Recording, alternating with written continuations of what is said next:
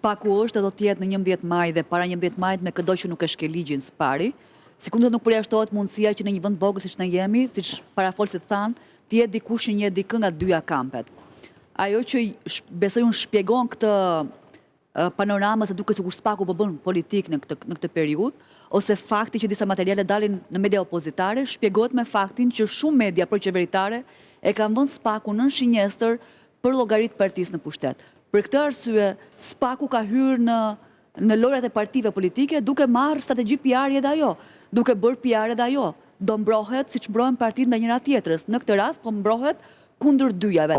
Dhe sigurisht që materialet që dalin për ata që janë pushtet sot, Spaku mund t'i nxjerrë në ato media opozitare që janë aty, por nuk do të thotë që e bën këtë sepse do të fuqizoj partinë opozitare. Në metodologji të doja tonë, sepse inxhinieri, pra që është edhe analist meqe, e strukturoj argumentin sepse këto janë të nxjerra enkas për të kontaminuar fushatën.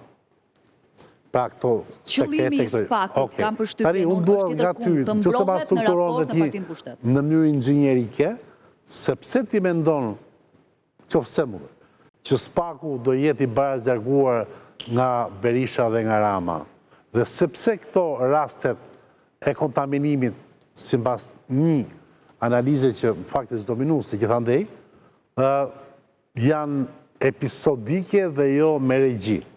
Zhej, ne kemi parë këto 2 vitet e fundit paktën, shumë dosje të Spakut për opozitar që i kemi nxjerr pa pikë problemi, pa akuzuar Spakun se po ndërhyn politik. E kemi bërë për Ilir Metën, e kemi bërë për Sali Berishën, e kemi bërë për Fedi Belerin dhe për shumë eksponentë të opozitës. Atëherë nuk ishte regji, ishte informacion për publikun. Kur dalin nga Spaku informacione në disfavor të pushtetarëve, ne themi që është me regji. Spaku këtë fundvit më së shumti u përball me sulmet më tegra politike, me 2 partitë që kishin regjit më dha mediatike.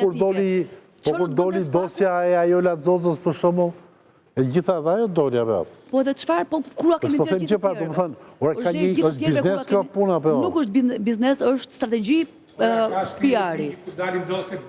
Është shkelje ligji si për Ilir Metën dhe për Sali Berishën dhe për Erion Veliaj nëse është shkelje ligji. Jo, shkelje ligji nga Spaku që del materiali. Njerëz si kanë ardhur këtu dhe ka lexuar çdo rresht nga dosja Ilir Metës dhe Sali Berishës dhe Fedi Belerit, nuk mund të bëhen të ndjeshëm ndaj ligjit kur vjen puna te Erion Veliaj. Unë kam, a quhet material sekret një dosje? Nuk e di. Jo, a di unë, quhet material sekret.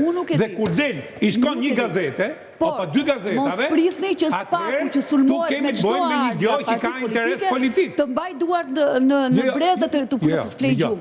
Spaku do mbrohet dhe Spaku në këtë rast ka rritur strategjitë e komunikimit. Duke nxjerr, ka nevojë të mbrohet. Në një moment, në fund vjetorit, Spaku t'u la vetëm. Spaku lufton të kushta shkrite. Bashkë me Ramën fund vjetorit. Bashkë me Ramën. Spaku fuqizoi mekanizmat e mbrojtjes. Duke u mbrojtur përmes të mërshme që egziston. Jo, qëti, jo, kjo është përfuet që Spaku po mbrohet është gjë me të mërshme. Nga kush mbrohet Spaku? Politika. Spaku sot me ligj ka marrë pushtet absolut të përgjoj dhe të prodhoj dosje për këtë do. Ja kemi dhënë me ligj. Me ligj tash pra, me ligj. Në momenti kur Spaku merr përsipër të mbrohet, ai bëhet shpërdoruesi më i madh i pushtetit, dhe është ajo që kemi diskutuar gjatë gjithë kohës ne. Ja, kjo është.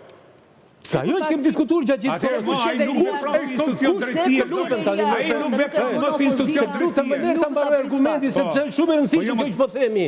Nuk është më debat, është parim, dhe është parimi i shtet formimi.